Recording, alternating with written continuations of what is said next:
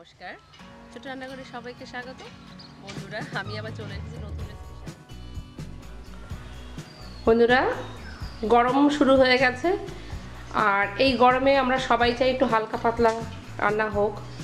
শরীর ভালো রাখতে গেলে অবশ্যই মশলা কম দিয়ে রান্না করতেই হবে। আর এই গরমের জন্য গরমে পারফেক্ট রেসিপি আমি আজকে করে দেখাবো। আমি আজকে রান্না করব সজনে আলু দিয়ে মাছের একটা পাতলা ঝোল। আমি নিয়েছি সজনে, এভাবে লম্বা লম্বা করে, আর সজনে আলু এরকম কেটে নিয়েছি মাছ। এখানে আছে একটা রুই মাছ, একটু ছোটো সাইজের রুই মাছ, ধুয়ে পরিষ্কার করে নেওয়া। আর এই রান্নাটা করতে যা যা মশলা লাগবে নিয়েছি। এখানে নিয়েছি গোটা তেজপাতা, শুকনো লঙ্কা আর একটু গোটা জিরে। নিয়েছি হলুদ গুঁড়ো, আছে কাঁচা লঙ্কা চেরা, জিরে বাটা, আদা বাটা, লবণ, আর রান্নাটা হবে সরিষার তেলে। তাহলে রান্নাটা শুরু করা যাক। নিয়েছি মাছের লবণ হলুদটা আমি মাখিয়ে নেব। দিচ্ছি লবণ, দিয়ে দেবো হলুদ গুঁড়ো। লবণ হলুদটা দিয়ে মাছগুলোকে আমি ভালো করে মেখে নেব।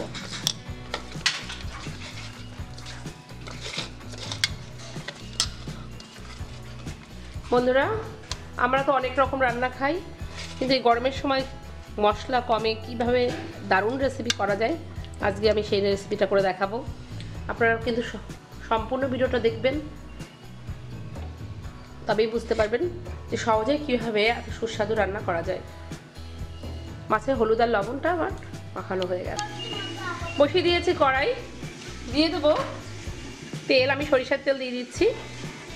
তেল গরম হয়ে গেছে, এবার আমি এক করে মাছগুলো ছেড়ে দেবো।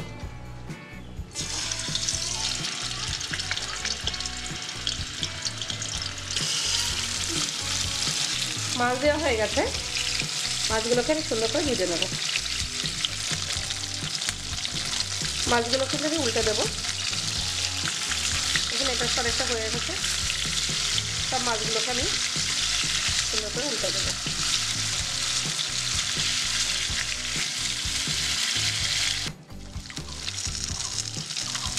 মাছ ভাজা হয়ে গেছে, এবার কিন্তু আমি এক এক করে মাছগুলোকে তুলে নেব। মাছগুলো সুন্দর করে ভাজা হয়ে গেছে।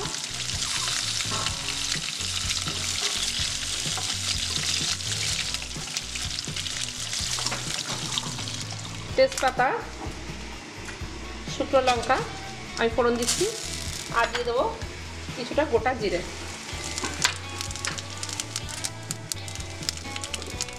ফোড়নটা একটু নেড়ে নেব।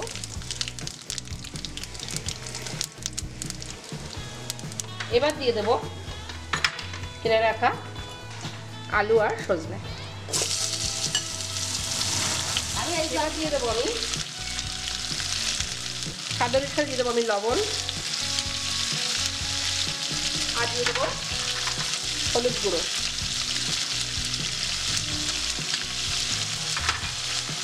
দিয়ে আমি এক চামচ করে দিয়ে দেবো আমি জিরে বাটা, আর এক চামচ করে দিয়ে দেবো আমি আদা বাটা, আর দেবো চিড়ে রাখা কয়েকটা কাঁচা লঙ্কা দিয়ে কিন্তু সুন্দর করে সব মশলার সঙ্গে এগুলোকে কিন্তু মিশিয়ে নিতে হবে। সজনে আলুটা কিন্তু কষানো হয়ে গেছে, এবার আমি দিয়ে দেবো জল। আমি কিন্তু এখানে উষ্ণ গরম জল ব্যবহার করছি।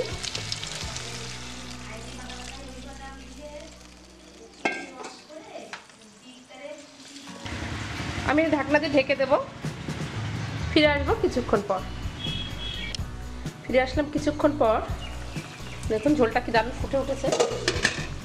এখন আমি দিয়ে দেবো ভেজে রেখেছিলাম মাছ, সেই মাছ আমি দিয়ে দেবো।